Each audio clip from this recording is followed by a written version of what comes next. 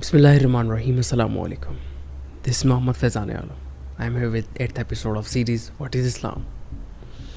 From today I am starting new topics. These topics are very important, especially for our new generation who are born Muslims but don't understand true meaning of Islam and don't know their ideologies. First of all, I will talk about faith. What is faith? Faith literally means peace. That is, he who believes comes to peace. What Islam said, believing in it, confessing with the tongue and believing with heart is true faith. If a person says with his tongue that I am a believer, I am a Muslim, but do not confess with his heart, then he cannot be a true believer. He has no faith. There is a question, what is believing means? I'm giving simple examples for your understanding that when you see fire, you believe that it's harmful, it's dangerous. Have you ever put a flame in your mouth? Never. Or have you ever deliberately eaten poison? Never. Why don't we touch fire or eat poison? Because we believe that, we have strong belief that fire and poison and things like these are dangerous. Take a moment to look at the amount of faith in you, the deeds you are doing, or the way you are living your life. Have you believed in Allah? Do you believe in hereafter? Do you believe in hell? Do you believe that one day you will be judged and accountable in front of your God about everything you are doing in this world, in this life? If you have the thoughts of hereafter, then congratulations. If you have the passion of doing good deeds, then congratulations, you have faith. And if you don't have these things, then rethink about the depth of your faith and amount of faith in you.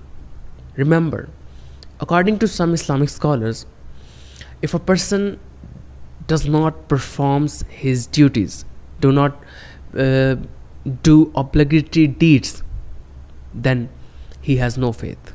The deeds which God asks us to do, that person don't do, then he has no faith.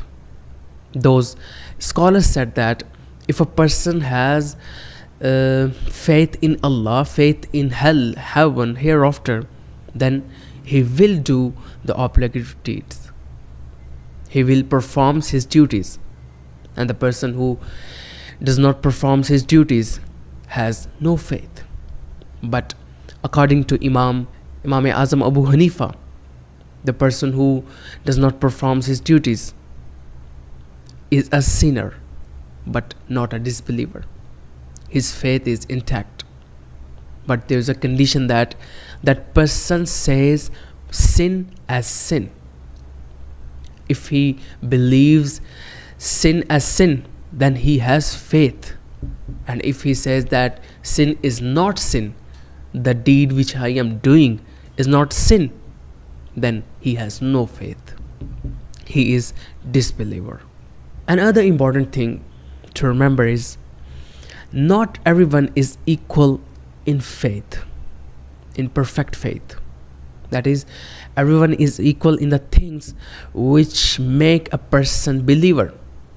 But everyone has different level of faith, amount of faith, depth of faith. Some have weak faith, some have strong faith, and yet others have very strong faith. As in today's Muslim cannot have same amount of faith as did the companions of Holy Prophet, peace be upon him. And in the companions of Holy Prophet, peace be upon him, they have different level of faith in them. So everyone has different level of faith. Now I am narrating a incident from Quran.